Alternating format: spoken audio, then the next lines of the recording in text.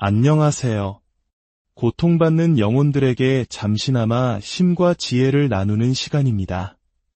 오늘 우리가 함께 나눌 이야기가 지금 이 순간 가장 절실한 위로가 필요한 바로 당신의 마음에 하나님의 깊은 평안으로 다가갈 수 있기를 진심으로 기도합니다. 오늘의 이야기가 당신에게 힘이 되고 또 다른 누군가에게는 빛이 될 수 있도록 이 채널을 구독하고 좋아요를 눌러주세요. 여러분의 그 작은 손길은 더 많은 이들에게 위로의 메시지를 전하는 선한 사역에 동참하는 것과 같습니다. 그 손길 위에 하나님의 크신 축복이 가득하기를 소망합니다. 우리는 살아가면서 참으로 다양한 관계를 맺습니다. 연인이나 부부 같은 친밀한 관계부터 형제자매, 누군가의 자녀, 그리고 누군가의 부모가 되기도 하죠. 이 수많은 관계 속에서 우리는 기쁨과 슬픔, 사랑과 상처를 경험합니다. 하지만 그 어떤 관계보다도 더 깊고 참담한 고통을 안겨주는 관계가 있습니다. 바로 자기애성 성격, 즉 나르시시스트 성향을 가진 성인 자녀와의 관계입니다.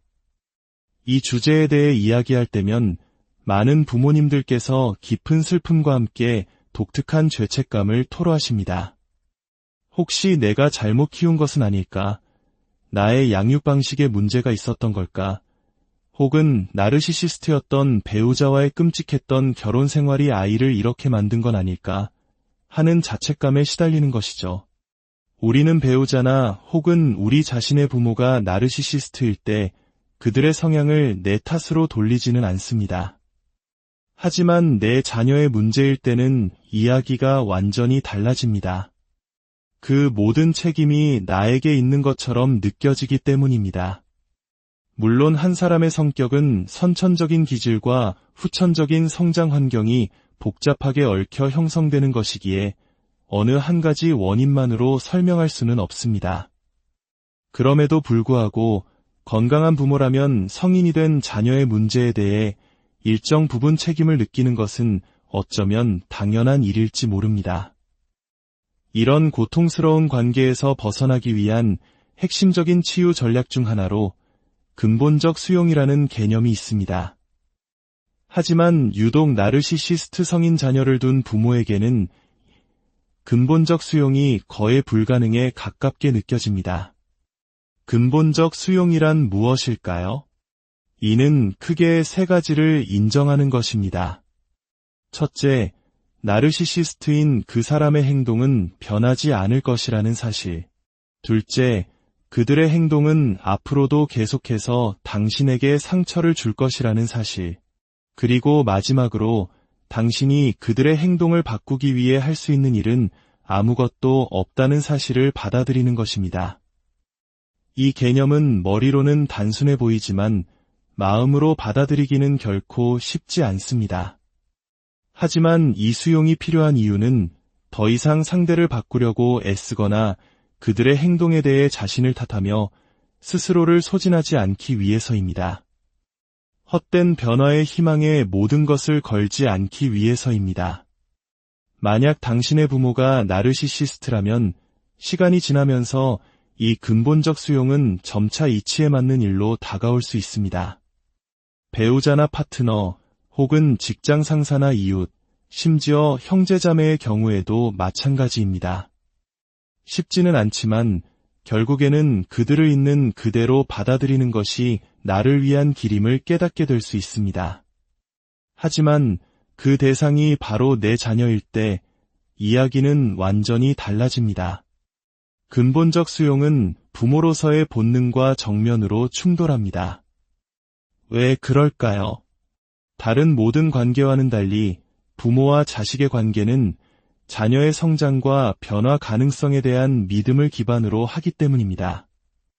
이것은 좋은 부모가 가져야 할 가장 핵심적인 믿음, 즉 양육의 기본 철학과도 같습니다. 우리는 갓난아이가 아장아장 걷는 아이가 되고 사춘기를 거쳐 청소년이 되고 마침내 한 사람의 성인으로 성장하는 그 모든 과정을 바로 곁에서 지켜보았습니다. 말하는 법을 배우고 신발끈을 묶는 법을 배우던 그 경이로운 변화의 순간들을 목격했습니다. 내 아이는 더 나은 사람이 될 수 있다는 믿음은 부모라는 이름 안에 깊숙이 새겨진 본능과도 같습니다. 이 믿음은 자녀가 부모에게 갖는 감정과도 다릅니다.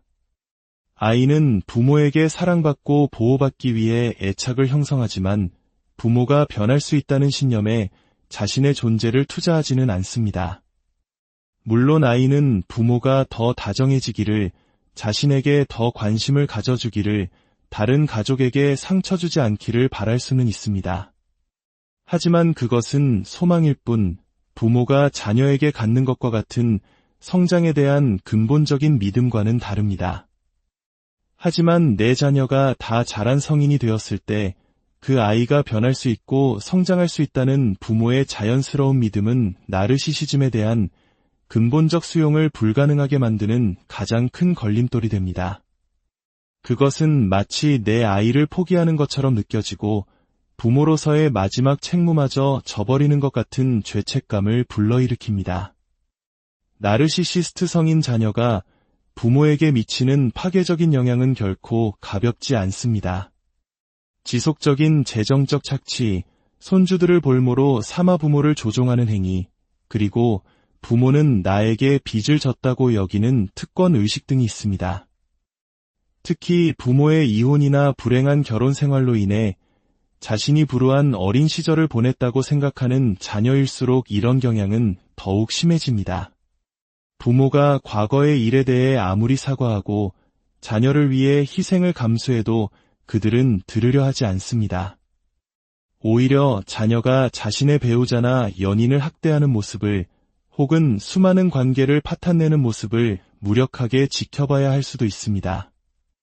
제가 오랫동안 이 분야의 많은 부모님들과 상담하면서 발견한 것은 그들이 바로 이 지점에서 가장 깊은 수렁에 빠진다는 사실입니다. 내 아이에게서 여전히 잠재력을 보고 있기 때문입니다. 부모는 평생 자녀의 잠재력을 봐왔고 그 믿음을 버리는 것은 자기 자신을 부정하는 것과 같기 때문입니다. 배우자나 형제에게서는 이토록 강렬하게 느끼지 못했던 자녀에게만 느끼는 그 뿌리 깊은 믿음이 바로 부모의 발목을 잡는 것입니다. 근본적 수용에 도달하는 것을 마지막 실패라고 여기는 부모님들께 저는 꼭 말씀드리고 싶습니다. 근본적 수용은 자녀와 연을 끊으라는 의미가 아닙니다. 이것은 당신 안에서 일어나는 내적인 변화입니다. 상황이 바로 이러하다는 것을 고통스럽게나마 인정하는 과정입니다. 어쩌면 당신은 자녀의 무리한 재정적 요구를 들어주었기 때문에 그나마 관계가 유지되었다는 사실을 깨닫게 될지도 모릅니다. 그리고 마침내 당신이 그 요구를 거절하고 자신의 입장을 지켰던 바로 그날, 당신의 자녀가 끔찍한 말들을 쏟아내며 당신을 공격했던 기억을 떠올릴 수도 있습니다. 당신이 더 이상 만만한 상대가 아니라는 것을 깨달았을 때 오히려 그들 쪽에서 먼저 연락을 끊어버렸을 수도 있습니다. 자녀가 먼저 연락을 끊거나 멀리 이사를 가버려서 혹은 부모 스스로가 더는 견디지 못하고 거리를 두게 되어서 더 이상 자녀의 분노와 요구에 시달리지 않게 되었을 때 어떤 부모님들은 오히려 상황이 편해졌다고 말하기도 합니다. 하지만 나르시시스트 자녀를 내려놓고 근본적으로 수용해야 하는 과정에서 부모가 겪는 슬픔은 세상 그 어떤 슬픔과도 비교할 수 없습니다. 많은 부모님들이 그런 자신을 이해하지 못하고 답답해하며 괴로워합니다. 왜 나는 이 상황을 받아들이지 못할까 하고 자책합니다. 그럴 때마다 저는 반복해서 말씀드립니다. 이것은 결코 간단한 문제가 아니며 앞으로도 그럴 것입니다. 내 자녀가 아무리 끔찍한 짓을 저질렀다 해도 그 아이에 대한 희망과 믿음을 놓지 못하는 것은 어리석은 일이 아닙니다. 그것은 부모이기에 가질 수밖에 없는 지극히 자연스러운 마음입니다. 하지만 동시에 자녀의 행동을 있는 그대로 직시하기를 거부한다면 당신은 계속해서 상처받는 고통의 굴레 속에서 살아가게 될 것입니다. 많은 부모님들이 과거를 돌아보며 후회합니다. 어디서부터 잘못된 걸까? 내가 뭘 놓쳤던 걸까? 만약 자녀가 둘 이상인데 유독 하나이만 나르시시스트 성향을 보인다면 상황은 더욱 복잡하고 혼란스러워집니다.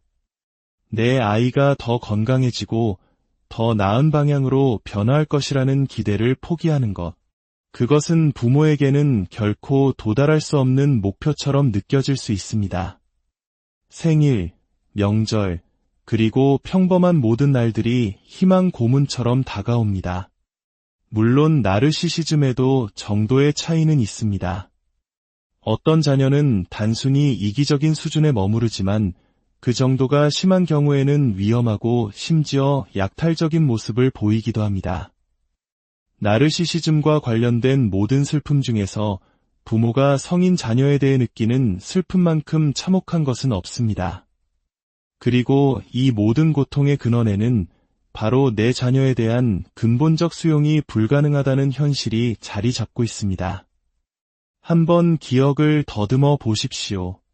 아이가 아기였을 때 당신이 다음날 출근해야 하는 것을 아는지 모르는지 밤새 울어댔던 기억, 소리를 지르며 온갖 떼를 썼던 기억. 하지만 그 아이가 단 한 번 방긋 웃어주는 것만으로도 그 모든 고단함이 눈 녹듯 사라졌던 순간을 기억하실 겁니다. 나르시시스트가 된 성인 자녀가 아주 가끔 보여주는 친절한 몸짓 하나는 마치 아기 때 보았던 그 웃음처럼 그동안 그들이 저질렀던 모든 상처와 고통을 하얗게 지워버릴 만큼 강력한 힘을 가집니다. 그래서 이 고리는 끊어내기가 더욱 어렵습니다. 당신은 결코 혼자가 아닙니다. 세상의 모든 나르시시스트는 누군가의 자녀입니다. 근본적 수용이라는 개념이 이론적으로는 훌륭하게 들릴지 몰라도 많은 부모님들에게는 도저히 실천할 길을 찾을 수 없는 뜬구름 잡는 이야기처럼 느껴질 것입니다. 내 자녀가 성장하고 더 나아질 수 있다는 믿음은 부모-자식 관계의 본질 그 자체이며 이는 근본적 수용이라는 개념과 완벽하게 상충되기 때문입니다.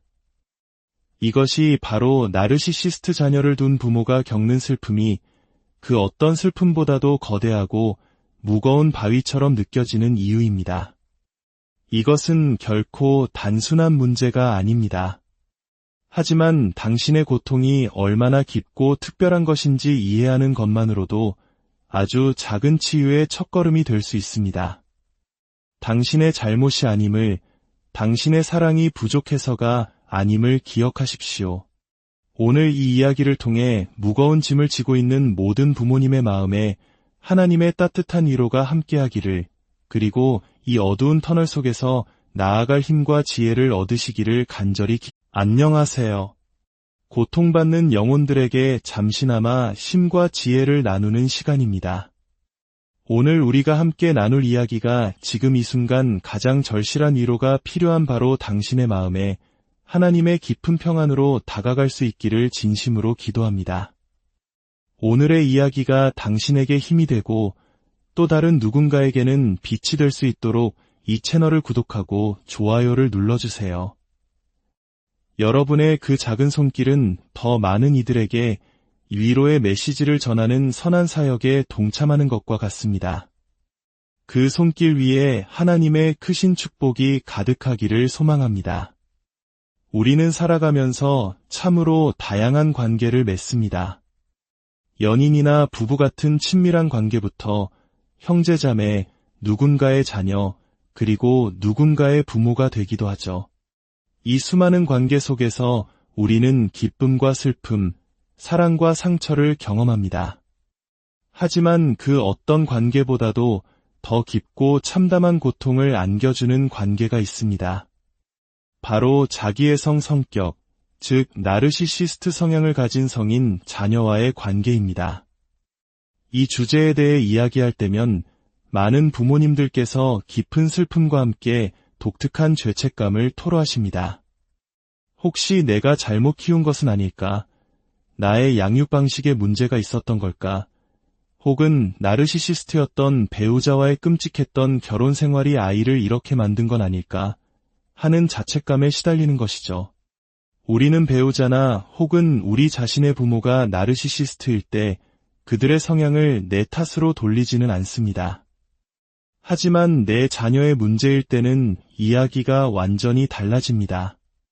그 모든 책임이 나에게 있는 것처럼 느껴지기 때문입니다. 물론 한 사람의 성격은 선천적인 기질과 후천적인 성장 환경이 복잡하게 얽혀 형성되는 것이기에 어느 한 가지 원인만으로 설명할 수는 없습니다. 그럼에도 불구하고 건강한 부모라면 성인이 된 자녀의 문제에 대해 일정 부분 책임을 느끼는 것은 어쩌면 당연한 일일지 모릅니다. 이런 고통스러운 관계에서 벗어나기 위한 핵심적인 치유 전략 중 하나로 근본적 수용이라는 개념이 있습니다. 하지만 유독 나르시시스트 성인 자녀를 둔 부모에게는 근본적 수용이 거의 불가능에 가깝게 느껴집니다. 근본적 수용이란 무엇일까요? 이는 크게 세 가지를 인정하는 것입니다. 첫째, 나르시시스트인 그 사람의 행동은 변하지 않을 것이라는 사실. 둘째, 그들의 행동은 앞으로도 계속해서 당신에게 상처를 줄 것이라는 사실. 그리고 마지막으로 당신이 그들의 행동을 바꾸기 위해 할 수 있는 일은 아무것도 없다는 사실을 받아들이는 것입니다. 이 개념은 머리로는 단순해 보이지만 마음으로 받아들이기는 결코 쉽지 않습니다. 하지만 이 수용이 필요한 이유는 더 이상 상대를 바꾸려고 애쓰거나 그들의 행동에 대해 자신을 탓하며 스스로를 소진하지 않기 위해서입니다. 헛된 변화의 희망에 모든 것을 걸지 않기 위해서입니다. 만약 당신의 부모가 나르시시스트라면 시간이 지나면서 이 근본적 수용은 점차 이치에 맞는 일로 다가올 수 있습니다. 배우자나 파트너, 혹은 직장 상사나 이웃, 심지어 형제자매의 경우에도 마찬가지입니다. 쉽지는 않지만 결국에는 그들을 있는 그대로 받아들이는 것이 나를 위한 길임을 깨닫게 될 수 있습니다. 하지만 그 대상이 바로 내 자녀일 때 이야기는 완전히 달라집니다. 근본적 수용은 부모로서의 본능과 정면으로 충돌합니다. 왜 그럴까요? 다른 모든 관계와는 달리 부모와 자식의 관계는 자녀의 성장과 변화 가능성에 대한 믿음을 기반으로 하기 때문입니다. 이것은 좋은 부모가 가져야 할 가장 핵심적인 믿음, 즉 양육의 기본 철학과도 같습니다. 우리는 갓난아이가 아장아장 걷는 아이가 되고 사춘기를 거쳐 청소년이 되고 마침내 한 사람의 성인으로 성장하는 그 모든 과정을 바로 곁에서 지켜보았습니다. 말하는 법을 배우고 신발끈을 묶는 법을 배우던 그 경이로운 변화의 순간들을 목격했습니다. 내 아이는 더 나은 사람이 될 수 있다는 믿음은 부모라는 이름 안에 깊숙이 새겨진 본능과도 같습니다. 이 믿음은 자녀가 부모에게 갖는 감정과도 다릅니다. 아이는 부모에게 사랑받고 보호받기 위해 애착을 형성하지만 부모가 변할 수 있다는 신념에 자신의 존재를 투자하지는 않습니다. 물론 아이는 부모가 더 다정해지기를, 자신에게 더 관심을 가져주기를, 다른 가족에게 상처 주지 않기를 바랄 수는 있습니다. 하지만 그것은 소망일 뿐 부모가 자녀에게 갖는 것과 같은 성장에 대한 근본적인 믿음과는 다릅니다. 하지만 내 자녀가 다 자란 성인이 되었을 때 그 아이가 변할 수 있고 성장할 수 있다는 부모의 자연스러운 믿음은 나르시시즘에 대한 근본적 수용을 불가능하게 만드는 가장 큰 걸림돌이 됩니다. 그것은 마치 내 아이를 포기하는 것처럼 느껴지고 부모로서의 마지막 책무마저 져버리는 것 같은 죄책감을 불러일으킵니다. 나르시시스트 성인 자녀가 부모에게 미치는 파괴적인 영향은 결코 가볍지 않습니다. 지속적인 재정적 착취, 손주들을 볼모로 삼아 부모를 조종하는 행위, 그리고 부모는 나에게 빚을 졌다고 여기는 특권 의식 등이 있습니다. 특히 부모의 이혼이나 불행한 결혼 생활로 인해 자신이 불우한 어린 시절을 보냈다고 생각하는 자녀일수록 이런 경향은 더욱 심해집니다. 부모가 과거의 일에 대해 아무리 사과하고 자녀를 위해 희생을 감수해도 그들은 들으려 하지 않습니다. 오히려 자녀가 자신의 배우자나 연인을 학대하는 모습을 혹은 수많은 관계를 파탄내는 모습을 무력하게 지켜봐야 할 수도 있습니다. 제가 오랫동안 이 분야의 많은 부모님들과 상담하면서 발견한 것은 그들이 바로 이 지점에서 가장 깊은 수렁에 빠진다는 사실입니다. 내 아이에게서 여전히 잠재력을 보고 있기 때문입니다. 부모는 평생 자녀의 잠재력을 봐왔고 그 믿음을 버리는 것은 자기 자신을 부정하는 것과 같기 때문입니다. 배우자나 형제에게서는 이토록 강렬하게 느끼지 못했던 자녀에게만 느끼는 그 뿌리 깊은 믿음이 바로 부모의 발목을 잡는 것입니다. 근본적 수용에 도달하는 것을 마지막 실패라고 여기는 부모님들께 저는 꼭 말씀드리고 싶습니다. 근본적 수용은 자녀와 연을 끊으라는 의미가 아닙니다. 이것은 당신 안에서 일어나는 내적인 변화입니다. 상황이 바로 이러하다는 것을 고통스럽게나마 인정하는 과정입니다. 어쩌면 당신은 자녀의 무리한 재정적 요구를 들어주었기 때문에 그나마 관계가 유지되었다는 사실을 깨닫게 될지도 모릅니다. 그리고 마침내 당신이 그 요구를 거절하고 자신의 입장을 지켰던 바로 그날 당신의 자녀가 끔찍한 말들을 쏟아내며 당신을 공격했던 기억을 떠올릴 수도 있습니다. 당신이 더 이상 만만한 상대가 아니라는 것을 깨달았을 때 오히려 그들 쪽에서 먼저 연락을 끊어버렸을 수도 있습니다. 자녀가 먼저 연락을 끊거나 멀리 이사를 가버려서 혹은 부모 스스로가 더는 견디지 못하고 거리를 두게 되어서 더 이상 자녀의 분노와 요구에 시달리지 않게 되었을 때 어떤 부모님들은 오히려 상황이 편해졌다고 말하기도 합니다. 하지만 나르시시스트 자녀를 내려놓고 근본적으로 수용해야 하는 과정에서 부모가 겪는 슬픔은 세상 그 어떤 슬픔과도 비교할 수 없습니다. 많은 부모님들이 그런 자신을 이해하지 못하고 답답해하며 괴로워합니다. 왜 나는 이 상황을 받아들이지 못할까 하고 자책합니다. 그럴 때마다 저는 반복해서 말씀드립니다. 이것은 결코 간단한 문제가 아니며 앞으로도 그럴 것입니다. 내 자녀가 아무리 끔찍한 짓을 저질렀다 해도 그 아이에 대한 희망과 믿음을 놓지 못하는 것은 어리석은 일이 아닙니다. 그것은 부모이기에 가질 수밖에 없는 지극히 자연스러운 마음입니다. 하지만 동시에 자녀의 행동을 있는 그대로 직시하기를 거부한다면 당신은 계속해서 상처받는 고통의 굴레 속에서 살아가게 될 것입니다. 많은 부모님들이 과거를 돌아보며 후회합니다. 어디서부터 잘못된 걸까? 내가 뭘 놓쳤던 걸까? 만약 자녀가 둘 이상인데 유독 하나이만 나르시시스트 성향을 보인다면 상황은 더욱 복잡하고 혼란스러워집니다. 내 아이가 더 건강해지고 더 나은 방향으로 변화할 것이라는 기대를 포기하는 것. 그것은 부모에게는 결코 도달할 수 없는 목표처럼 느껴질 수 있습니다. 생일, 명절, 그리고 평범한 모든 날들이 희망 고문처럼 다가옵니다. 물론 나르시시즘에도 정도의 차이는 있습니다. 어떤 자녀는 단순히 이기적인 수준에 머무르지만 그 정도가 심한 경우에는 위험하고 심지어 약탈적인 모습을 보이기도 합니다. 나르시시즘과 관련된 모든 슬픔 중에서 부모가 성인 자녀에 대해 느끼는 슬픔만큼 참혹한 것은 없습니다. 그리고 이 모든 고통의 근원에는 바로 내 자녀에 대한 근본적 수용이 불가능하다는 현실이 자리 잡고 있습니다. 한번 기억을 더듬어 보십시오. 아이가 아기였을 때 당신이 다음날 출근해야 하는 것을 아는지 모르는지 밤새 울어댔던 기억, 소리를 지르며 온갖 때를 썼던 기억.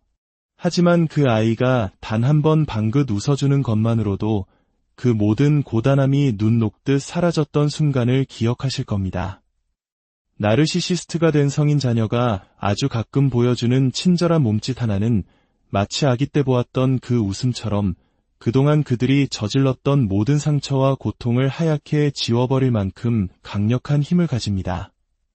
그래서 이 고리는 끊어내기가 더욱 어렵습니다. 당신은 결코 혼자가 아닙니다. 세상의 모든 나르시시스트는 누군가의 자녀입니다. 근본적 수용이라는 개념이 이론적으로는 훌륭하게 들릴지 몰라도 많은 부모님들에게는 도저히 실천할 길을 찾을 수 없는 뜬구름 잡는 이야기처럼 느껴질 것입니다. 내 자녀가 성장하고 더 나아질 수 있다는 믿음은 부모-자식 관계의 본질 그 자체이며 이는 근본적 수용이라는 개념과 완벽하게 상충되기 때문입니다. 이것이 바로 나르시시스트 자녀를 둔 부모가 겪는 슬픔이 그 어떤 슬픔보다도 거대하고 무거운 바위처럼 느껴지는 이유입니다. 이것은 결코 단순한 문제가 아닙니다. 하지만 당신의 고통이 얼마나 깊고 특별한 것인지 이해하는 것만으로도 아주 작은 치유의 첫걸음이 될 수 있습니다. 당신의 잘못이 아님을, 당신의 사랑이 부족해서가 아님을 기억하십시오. 오늘 이 이야기를 통해 무거운 짐을 지고 있는 모든 부모님의 마음에 하나님의 따뜻한 위로가 함께하기를, 그리고 이 어두운 터널 속에서 나아갈 힘과 지혜를 얻으시기를 간절히 안녕하세요. 고통받는 영혼들에게 잠시나마 힘과 지혜를 나누는 시간입니다. 오늘 우리가 함께 나눌 이야기가 지금 이 순간 가장 절실한 위로가 필요한 바로 당신의 마음에 하나님의 깊은 평안으로 다가갈 수 있기를 진심으로 기도합니다. 오늘의 이야기가 당신에게 힘이 되고 또 다른 누군가에게는 빛이 될 수 있도록 이 채널을 구독하고 좋아요를 눌러주세요. 여러분의 그 작은 손길은 더 많은 이들에게 위로의 메시지를 전하는 선한 사역에 동참하는 것과 같습니다. 그 손길 위에 하나님의 크신 축복이 가득하기를 소망합니다. 우리는 살아가면서 참으로 다양한 관계를 맺습니다. 연인이나 부부 같은 친밀한 관계부터 형제자매, 누군가의 자녀, 그리고 누군가의 부모가 되기도 하죠. 이 수많은 관계 속에서 우리는 기쁨과 슬픔, 사랑과 상처를 경험합니다. 하지만 그 어떤 관계보다도 더 깊고 참담한 고통을 안겨주는 관계가 있습니다. 바로 자기애성 성격, 즉 나르시시스트 성향을 가진 성인 자녀와의 관계입니다. 이 주제에 대해 이야기할 때면 많은 부모님들께서 깊은 슬픔과 함께 독특한 죄책감을 토로하십니다. 혹시 내가 잘못 키운 것은 아닐까? 나의 양육 방식에 문제가 있었던 걸까? 혹은 나르시시스트였던 배우자와의 끔찍했던 결혼 생활이 아이를 이렇게 만든 건 아닐까? 하는 자책감에 시달리는 것이죠. 우리는 배우자나 혹은 우리 자신의 부모가 나르시시스트일 때 그들의 성향을 내 탓으로 돌리지는 않습니다. 하지만 내 자녀의 문제일 때는 이야기가 완전히 달라집니다. 그 모든 책임이 나에게 있는 것처럼 느껴지기 때문입니다. 물론 한 사람의 성격은 선천적인 기질과 후천적인 성장 환경이 복잡하게 얽혀 형성되는 것이기에 어느 한 가지 원인만으로 설명할 수는 없습니다. 그럼에도 불구하고 건강한 부모라면 성인이 된 자녀의 문제에 대해 일정 부분 책임을 느끼는 것은 어쩌면 당연한 일일지 모릅니다. 이런 고통스러운 관계에서 벗어나기 위한 핵심적인 치유 전략 중 하나로 근본적 수용이라는 개념이 있습니다. 하지만 유독 나르시시스트 성인 자녀를 둔 부모에게는 근본적 수용이 거의 불가능에 가깝게 느껴집니다. 근본적 수용이란 무엇일까요? 이는 크게 세 가지를 인정하는 것입니다. 첫째, 나르시시스트인 그 사람의 행동은 변하지 않을 것이라는 사실. 둘째, 그들의 행동은 앞으로도 계속해서 당신에게 상처를 줄 것이라는 사실. 그리고 마지막으로 당신이 그들의 행동을 바꾸기 위해 할 수 있는 일은 아무것도 없다는 사실을 받아들이는 것입니다. 이 개념은 머리로는 단순해 보이지만 마음으로 받아들이기는 결코 쉽지 않습니다. 하지만 이 수용이 필요한 이유는 더 이상 상대를 바꾸려고 애쓰거나 그들의 행동에 대해 자신을 탓하며 스스로를 소진하지 않기 위해서입니다. 헛된 변화의 희망에 모든 것을 걸지 않기 위해서입니다. 만약 당신의 부모가 나르시시스트라면 시간이 지나면서 이 근본적 수용은 점차 이치에 맞는 일로 다가올 수 있습니다. 배우자나 파트너, 혹은 직장 상사나 이웃, 심지어 형제자매의 경우에도 마찬가지입니다. 쉽지는 않지만 결국에는 그들을 있는 그대로 받아들이는 것이 나를 위한 길임을 깨닫게 될 수 있습니다. 하지만 그 대상이 바로 내 자녀일 때 이야기는 완전히 달라집니다. 근본적 수용은 부모로서의 본능과 정면으로 충돌합니다. 왜 그럴까요? 다른 모든 관계와는 달리 부모와 자식의 관계는 자녀의 성장과 변화 가능성에 대한 믿음을 기반으로 하기 때문입니다. 이것은 좋은 부모가 가져야 할 가장 핵심적인 믿음, 즉 양육의 기본 철학과도 같습니다. 우리는 갓난아이가 아장아장 걷는 아이가 되고 사춘기를 거쳐 청소년이 되고 마침내 한 사람의 성인으로 성장하는 그 모든 과정을 바로 곁에서 지켜보았습니다. 말하는 법을 배우고 신발끈을 묶는 법을 배우던 그 경이로운 변화의 순간들을 목격했습니다. 내 아이는 더 나은 사람이 될 수 있다는 믿음은 부모라는 이름 안에 깊숙이 새겨진 본능과도 같습니다. 이 믿음은 자녀가 부모에게 갖는 감정과도 다릅니다. 아이는 부모에게 사랑받고 보호받기 위해 애착을 형성하지만 부모가 변할 수 있다는 신념에 자신의 존재를 투자하지는 않습니다. 물론 아이는 부모가 더 다정해지기를, 자신에게 더 관심을 가져주기를, 다른 가족에게 상처 주지 않기를 바랄 수는 있습니다. 하지만 그것은 소망일 뿐, 부모가 자녀에게 갖는 것과 같은 성장에 대한 근본적인 믿음과는 다릅니다. 하지만 내 자녀가 다 자란 성인이 되었을 때 그 아이가 변할 수 있고 성장할 수 있다는 부모의 자연스러운 믿음은 나르시시즘에 대한 근본적 수용을 불가능하게 만드는 가장 큰 걸림돌이 됩니다. 그것은 마치 내 아이를 포기하는 것처럼 느껴지고 부모로서의 마지막 책무마저 져버리는 것 같은 죄책감을 불러일으킵니다. 나르시시스트 성인 자녀가 부모에게 미치는 파괴적인 영향은 결코 가볍지 않습니다. 지속적인 재정적 착취, 손주들을 볼모로 삼아 부모를 조종하는 행위, 그리고 부모는 나에게 빚을 졌다고 여기는 특권의식 등이 있습니다. 특히 부모의 이혼이나 불행한 결혼 생활로 인해 자신이 불우한 어린 시절을 보냈다고 생각하는 자녀일수록 이런 경향은 더욱 심해집니다. 부모가 과거의 일에 대해 아무리 사과하고 자녀를 위해 희생을 감수해도 그들은 들으려 하지 않습니다. 오히려 자녀가 자신의 배우자나 연인을 학대하는 모습을 혹은 수많은 관계를 파탄내는 모습을 무력하게 지켜봐야 할 수도 있습니다.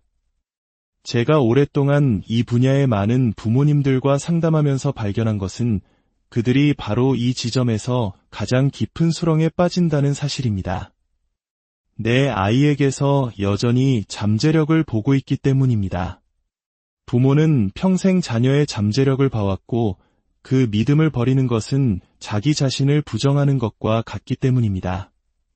배우자나 형제에게서는 이토록 강렬하게 느끼지 못했던 자녀에게만 느끼는 그 뿌리 깊은 믿음이 바로 부모의 발목을 잡는 것입니다.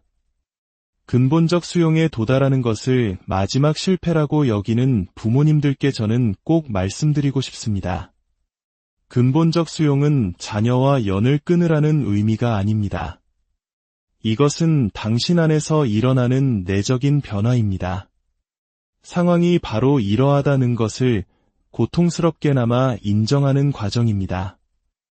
어쩌면 당신은 자녀의 무리한 재정적 요구를 들어주었기 때문에 그나마 관계가 유지되었다는 사실을 깨닫게 될지도 모릅니다. 그리고 마침내 당신이 그 요구를 거절하고 자신의 입장을 지켰던 바로 그날 당신의 자녀가 끔찍한 말들을 쏟아내며 당신을 공격했던 기억을 떠올릴 수도 있습니다. 당신이 더 이상 만만한 상대가 아니라는 것을 깨달았을 때 오히려 그들 쪽에서 먼저 연락을 끊어버렸을 수도 있습니다. 자녀가 먼저 연락을 끊거나 멀리 이사를 가버려서 혹은 부모 스스로가 더는 견디지 못하고 거리를 두게 되어서 더 이상 자녀의 분노와 요구에 시달리지 않게 되었을 때 어떤 부모님들은 오히려 상황이 편해졌다고 말하기도 합니다. 하지만 나르시시스트 자녀를 내려놓고 근본적으로 수용해야 하는 과정에서 부모가 겪는 슬픔은 세상 그 어떤 슬픔과도 비교할 수 없습니다. 많은 부모님들이 그런 자신을 이해하지 못하고 답답해하며 괴로워합니다. 왜 나는 이 상황을 받아들이지 못할까 하고 자책합니다. 그럴 때마다 저는 반복해서 말씀드립니다.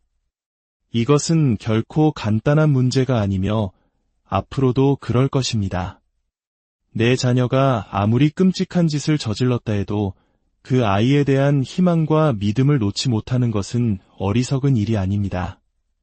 그것은 부모이기에 가질 수밖에 없는 지극히 자연스러운 마음입니다. 하지만 동시에 자녀의 행동을 있는 그대로 직시하기를 거부한다면 당신은 계속해서 상처받는 고통의 굴레 속에서 살아가게 될 것입니다. 많은 부모님들이 과거를 돌아보며 후회합니다. 어디서부터 잘못된 걸까? 내가 뭘 놓쳤던 걸까? 만약 자녀가 2 이상인데 유독 하나이만 나르시시스트 성향을 보인다면 상황은 더욱 복잡하고 혼란스러워집니다. 내 아이가 더 건강해지고 더 나은 방향으로 변화할 것이라는 기대를 포기하는 것. 그것은 부모에게는 결코 도달할 수 없는 목표처럼 느껴질 수 있습니다. 생일, 명절, 그리고 평범한 모든 날들이 희망 고문처럼 다가옵니다. 물론 나르시시즘에도 정도의 차이는 있습니다. 어떤 자녀는 단순히 이기적인 수준에 머무르지만 그 정도가 심한 경우에는 위험하고 심지어 약탈적인 모습을 보이기도 합니다. 나르시시즘과 관련된 모든 슬픔 중에서 부모가 성인 자녀에 대해 느끼는 슬픔만큼 참혹한 것은 없습니다. 그리고 이 모든 고통의 근원에는 바로 내 자녀에 대한 근본적 수용이 불가능하다는 현실이 자리 잡고 있습니다. 한번 기억을 더듬어 보십시오. 아이가 아기였을 때 당신이 다음날 출근해야 하는 것을 아는지 모르는지 밤새 울어댔던 기억, 소리를 지르며 온갖 떼를 썼던 기억. 하지만 그 아이가 단 한 번 방긋 웃어주는 것만으로도 그 모든 고단함이 눈 녹듯 사라졌던 순간을 기억하실 겁니다. 나르시시스트가 된 성인 자녀가 아주 가끔 보여주는 친절한 몸짓 하나는 마치 아기 때 보았던 그 웃음처럼 그동안 그들이 저질렀던 모든 상처와 고통을 하얗게 지워버릴 만큼 강력한 힘을 가집니다. 그래서 이 고리는 끊어내기가 더욱 어렵습니다. 당신은 결코 혼자가 아닙니다. 세상의 모든 나르시시스트는 누군가의 자녀입니다. 근본적 수용이라는 개념이 이론적으로는 훌륭하게 들릴지 몰라도 많은 부모님들에게는 도저히 실천할 길을 찾을 수 없는 뜬구름 잡는 이야기처럼 느껴질 것입니다. 내 자녀가 성장하고 더 나아질 수 있다는 믿음은 부모-자식 관계의 본질 그 자체이며 이는 근본적 수용이라는 개념과 완벽하게 상충되기 때문입니다. 이것이 바로 나르시시스트 자녀를 둔 부모가 겪는 슬픔이 그 어떤 슬픔보다도 거대하고 무거운 바위처럼 느껴지는 이유입니다. 이것은 결코 단순한 문제가 아닙니다. 하지만 당신의 고통이 얼마나 깊고 특별한 것인지 이해하는 것만으로도 아주 작은 치유의 첫걸음이 될 수 있습니다. 당신의 잘못이 아님을, 당신의 사랑이 부족해서가 아님을 기억하십시오. 오늘 이 이야기를 통해 무거운 짐을 지고 있는 모든 부모님의 마음에 하나님의 따뜻한 위로가 함께하기를, 그리고 이 어두운 터널 속에서 나아갈 힘과 지혜를 얻으시기를 간절히 안녕하세요. 고통받는 영혼들에게 잠시나마 힘과 지혜를 나누는 시간입니다. 오늘 우리가 함께 나눌 이야기가 지금 이 순간 가장 절실한 위로가 필요한 바로 당신의 마음에 하나님의 깊은 평안으로 다가갈 수 있기를 진심으로 기도합니다. 오늘의 이야기가 당신에게 힘이 되고 또 다른 누군가에게는 빛이 될 수 있도록 이 채널을 구독하고 좋아요를 눌러주세요. 여러분의 그 작은 손길은 더 많은 이들에게 위로의 메시지를 전하는 선한 사역에 동참하는 것과 같습니다. 그 손길 위에 하나님의 크신 축복이 가득하기를 소망합니다. 우리는 살아가면서 참으로 다양한 관계를 맺습니다. 연인이나 부부 같은 친밀한 관계부터 형제자매, 누군가의 자녀, 그리고 누군가의 부모가 되기도 하죠. 이 수많은 관계 속에서 우리는 기쁨과 슬픔, 사랑과 상처를 경험합니다. 하지만 그 어떤 관계보다도 더 깊고 참담한 고통을 안겨주는 관계가 있습니다. 바로 자기애성 성격, 즉 나르시시스트 성향을 가진 성인 자녀와의 관계입니다. 이 주제에 대해 이야기할 때면 많은 부모님들께서 깊은 슬픔과 함께 독특한 죄책감을 토로하십니다. 혹시 내가 잘못 키운 것은 아닐까? 나의 양육 방식에 문제가 있었던 걸까? 혹은 나르시시스트였던 배우자와의 끔찍했던 결혼 생활이 아이를 이렇게 만든 건 아닐까? 하는 자책감에 시달리는 것이죠. 우리는 배우자나 혹은 우리 자신의 부모가 나르시시스트일 때 그들의 성향을 내 탓으로 돌리지는 않습니다. 하지만 내 자녀의 문제일 때는 이야기가 완전히 달라집니다. 그 모든 책임이 나에게 있는 것처럼 느껴지기 때문입니다. 물론 한 사람의 성격은 선천적인 기질과 후천적인 성장 환경이 복잡하게 얽혀 형성되는 것이기에 어느 한 가지 원인만으로 설명할 수는 없습니다. 그럼에도 불구하고 건강한 부모라면 성인이 된 자녀의 문제에 대해 일정 부분 책임을 느끼는 것은 어쩌면 당연한 일일지 모릅니다. 이런 고통스러운 관계에서 벗어나기 위한 핵심적인 치유 전략 중 하나로 근본적 수용이라는 개념이 있습니다. 하지만 유독 나르시시스트 성인 자녀를 둔 부모에게는 근본적 수용이 거의 불가능에 가깝게 느껴집니다. 근본적 수용이란 무엇일까요? 이는 크게 세 가지를 인정하는 것입니다. 첫째, 나르시시스트인 그 사람의 행동은 변하지 않을 것이라는 사실. 둘째, 그들의 행동은 앞으로도 계속해서 당신에게 상처를 줄 것이라는 사실. 그리고 마지막으로 당신이 그들의 행동을 바꾸기 위해 할 수 있는 일은 아무것도 없다는 사실을 받아들이는 것입니다. 이 개념은 머리로는 단순해 보이지만 마음으로 받아들이기는 결코 쉽지 않습니다. 하지만 이 수용이 필요한 이유는 더 이상 상대를 바꾸려고 애쓰거나 그들의 행동에 대해 자신을 탓하며 스스로를 소진하지 않기 위해서입니다.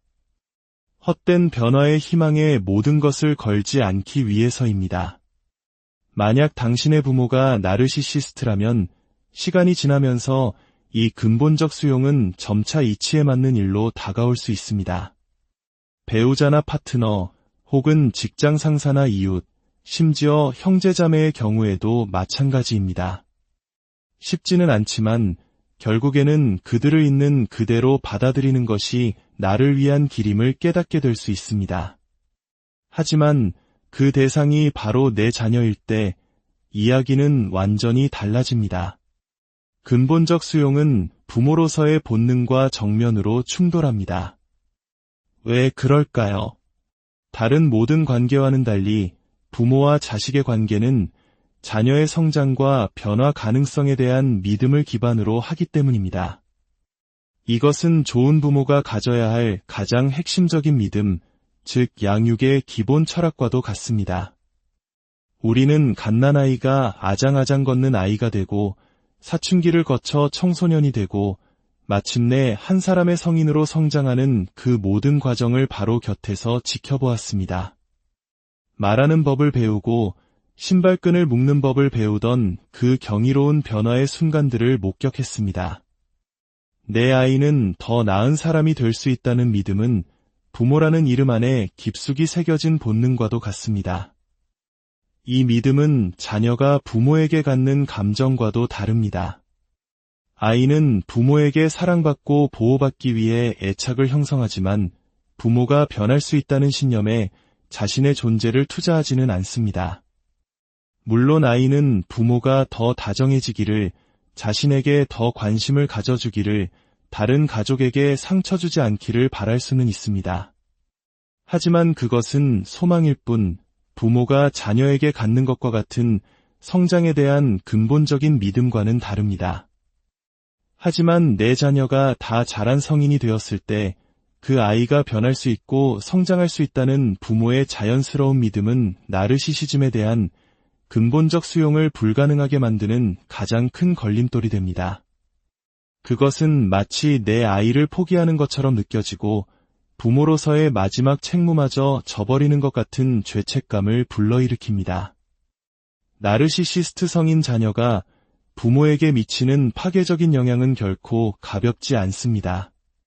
지속적인 재정적 착취, 손주들을 볼모로 삼아 부모를 조종하는 행위, 그리고 부모는 나에게 빚을 졌다고 여기는 특권 의식 등이 있습니다. 특히 부모의 이혼이나 불행한 결혼 생활로 인해 자신이 불우한 어린 시절을 보냈다고 생각하는 자녀일수록 이런 경향은 더욱 심해집니다. 부모가 과거의 일에 대해 아무리 사과하고 자녀를 위해 희생을 감수해도 그들은 들으려 하지 않습니다. 오히려 자녀가 자신의 배우자나 연인을 학대하는 모습을 혹은 수많은 관계를 파탄내는 모습을 무력하게 지켜봐야 할 수도 있습니다. 제가 오랫동안 이 분야의 많은 부모님들과 상담하면서 발견한 것은 그들이 바로 이 지점에서 가장 깊은 수렁에 빠진다는 사실입니다. 내 아이에게서 여전히 잠재력을 보고 있기 때문입니다.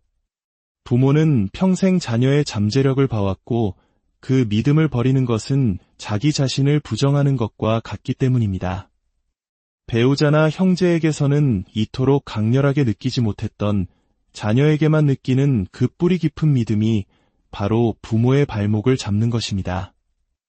근본적 수용에 도달하는 것을 마지막 실패라고 여기는 부모님들께 저는 꼭 말씀드리고 싶습니다. 근본적 수용은 자녀와 연을 끊으라는 의미가 아닙니다. 이것은 당신 안에서 일어나는 내적인 변화입니다. 상황이 바로 이러하다는 것을 고통스럽게나마 인정하는 과정입니다. 어쩌면 당신은 자녀의 무리한 재정적 요구를 들어주었기 때문에 그나마 관계가 유지되었다는 사실을 깨닫게 될지도 모릅니다. 그리고 마침내 당신이 그 요구를 거절하고 자신의 입장을 지켰던 바로 그날 당신의 자녀가 끔찍한 말들을 쏟아내며 당신을 공격했던 기억을 떠올릴 수도 있습니다. 당신이 더 이상 만만한 상대가 아니라는 것을 깨달았을 때 오히려 그들 쪽에서 먼저 연락을 끊어버렸을 수도 있습니다. 자녀가 먼저 연락을 끊거나 멀리 이사를 가버려서 혹은 부모 스스로가 더는 견디지 못하고 거리를 두게 되어서 더 이상 자녀의 분노와 요구에 시달리지 않게 되었을 때 어떤 부모님들은 오히려 상황이 편해졌다고 말하기도 합니다. 하지만 나르시시스트 자녀를 내려놓고 근본적으로 수용해야 하는 과정에서 부모가 겪는 슬픔은 세상 그 어떤 슬픔과도 비교할 수 없습니다. 많은 부모님들이 그런 자신을 이해하지 못하고 답답해하며 괴로워합니다. 왜 나는 이 상황을 받아들이지 못할까 하고 자책합니다. 그럴 때마다 저는 반복해서 말씀드립니다. 이것은 결코 간단한 문제가 아니며 앞으로도 그럴 것입니다. 내 자녀가 아무리 끔찍한 짓을 저질렀다 해도 그 아이에 대한 희망과 믿음을 놓지 못하는 것은 어리석은 일이 아닙니다. 그것은 부모이기에 가질 수밖에 없는 지극히 자연스러운 마음입니다. 하지만 동시에 자녀의 행동을 있는 그대로 직시하기를 거부한다면 당신은 계속해서 상처받는 고통의 굴레 속에서 살아가게 될 것입니다. 많은 부모님들이 과거를 돌아보며 후회합니다. 어디서부터 잘못된 걸까? 내가 뭘 놓쳤던 걸까? 만약 자녀가 둘 이상인데 유독 하나이만 나르시시스트 성향을 보인다면 상황은 더욱 복잡하고 혼란스러워집니다. 내 아이가 더 건강해지고 더 나은 방향으로 변화할 것이라는 기대를 포기하는 것. 그것은 부모에게는 결코 도달할 수 없는 목표처럼 느껴질 수 있습니다. 생일, 명절, 그리고 평범한 모든 날들이 희망 고문처럼 다가옵니다. 물론 나르시시즘에도 정도의 차이는 있습니다. 어떤 자녀는 단순히 이기적인 수준에 머무르지만 그 정도가 심한 경우에는 위험하고 심지어 약탈적인 모습을 보이기도 합니다. 나르시시즘과 관련된 모든 슬픔 중에서 부모가 성인 자녀에 대해 느끼는 슬픔만큼 참혹한 것은 없습니다. 그리고 이 모든 고통의 근원에는 바로 내 자녀에 대한 근본적 수용이 불가능하다는 현실이 자리 잡고 있습니다. 한번 기억을 더듬어 보십시오. 아이가 아기였을 때 당신이 다음날 출근해야 하는 것을 아는지 모르는지 밤새 울어댔던 기억, 소리를 지르며 온갖 떼를 썼던 기억. 하지만 그 아이가 단 한 번 방긋 웃어주는 것만으로도 그 모든 고단함이 눈 녹듯 사라졌던 순간을 기억하실 겁니다. 나르시시스트가 된 성인 자녀가 아주 가끔 보여주는 친절한 몸짓 하나는 마치 아기 때 보았던 그 웃음처럼 그동안 그들이 저질렀던 모든 상처와 고통을 하얗게 지워버릴 만큼 강력한 힘을 가집니다. 그래서 이 고리는 끊어내기가 더욱 어렵습니다. 당신은 결코 혼자가 아닙니다. 세상의 모든 나르시시스트는 누군가의 자녀입니다. 근본적 수용이라는 개념이 이론적으로는 훌륭하게 들릴지 몰라도 많은 부모님들에게는 도저히 실천할 길을 찾을 수 없는 뜬구름 잡는 이야기처럼 느껴질 것입니다. 내 자녀가 성장하고 더 나아질 수 있다는 믿음은 부모-자식 관계의 본질 그 자체이며 이는 근본적 수용이라는 개념과 완벽하게 상충되기 때문입니다. 이것이 바로 나르시시스트 자녀를 둔 부모가 겪는 슬픔이 그 어떤 슬픔보다도 거대하고 무거운 바위처럼 느껴지는 이유입니다. 이것은 결코 단순한 문제가 아닙니다. 하지만 당신의 고통이 얼마나 깊고 특별한 것인지 이해하는 것만으로도 아주 작은 치유의 첫걸음이 될 수 있습니다. 당신의 잘못이 아님을, 당신의 사랑이 부족해서가 아님을 기억하십시오. 오늘 이 이야기를 통해 무거운 짐을 지고 있는 모든 부모님의 마음에 하나님의 따뜻한 위로가 함께하기를, 그리고 이 어두운 터널 속에서 나아갈 힘과 지혜를 얻으시기를 간절히 안녕하세요. 고통받는 영혼들에게 잠시나마 힘과 지혜를 나누는 시간입니다. 오늘 우리가 함께 나눌 이야기가 지금 이 순간 가장 절실한 위로가 필요한 바로 당신의 마음에 하나님의 깊은 평안으로 다가갈 수 있기를 진심으로 기도합니다. 오늘의 이야기가 당신에게 힘이 되고 또 다른 누군가에게는 빛이 될 수 있도록 이 채널을 구독하고 좋아요를 눌러주세요. 여러분의 그 작은 손길은 더 많은 이들에게 위로의 메시지를 전하는 선한 사역에 동참하는 것과 같습니다. 그 손길 위에 하나님의 크신 축복이 가득하기를 소망합니다. 우리는 살아가면서 참으로 다양한 관계를 맺습니다. 연인이나 부부 같은 친밀한 관계부터 형제자매, 누군가의 자녀, 그리고 누군가의 부모가 되기도 하죠. 이 수많은 관계 속에서 우리는 기쁨과 슬픔, 사랑과 상처를 경험합니다. 하지만 그 어떤 관계보다도 더 깊고 참담한 고통을 안겨주는 관계가 있습니다. 바로 자기애성 성격, 즉 나르시시스트 성향을 가진 성인 자녀와의 관계입니다. 이 주제에 대해 이야기할 때면 많은 부모님들께서 깊은 슬픔과 함께 독특한 죄책감을 토로하십니다. 혹시 내가 잘못 키운 것은 아닐까? 나의 양육 방식에 문제가 있었던 걸까? 혹은 나르시시스트였던 배우자와의 끔찍했던 결혼 생활이 아이를 이렇게 만든 건 아닐까? 하는 자책감에 시달리는 것이죠. 우리는 배우자나 혹은 우리 자신의 부모가 나르시시스트일 때 그들의 성향을 내 탓으로 돌리지는 않습니다. 하지만 내 자녀의 문제일 때는 이야기가 완전히 달라집니다. 그 모든 책임이 나에게 있는 것처럼 느껴지기 때문입니다. 물론 한 사람의 성격은 선천적인 기질과 후천적인 성장 환경이 복잡하게 얽혀 형성되는 것이기에 어느 한 가지 원인만으로 설명할 수는 없습니다. 그럼에도 불구하고 건강한 부모라면 성인이 된 자녀의 문제에 대해 일정 부분 책임을 느끼는 것은 어쩌면 당연한 일일지 모릅니다. 이런 고통스러운 관계에서 벗어나기 위한 핵심적인 치유 전략 중 하나로 근본적 수용이라는 개념이 있습니다. 하지만 유독 나르시시스트 성인 자녀를 둔 부모에게는 근본적 수용이 거의 불가능에 가깝게 느껴집니다. 근본적 수용이란 무엇일까요? 이는 크게 세 가지를 인정하는 것입니다. 첫째, 나르시시스트인 그 사람의 행동은 변하지 않을 것이라는 사실. 둘째, 그들의 행동은 앞으로도 계속해서 당신에게 상처를 줄 것이라는 사실.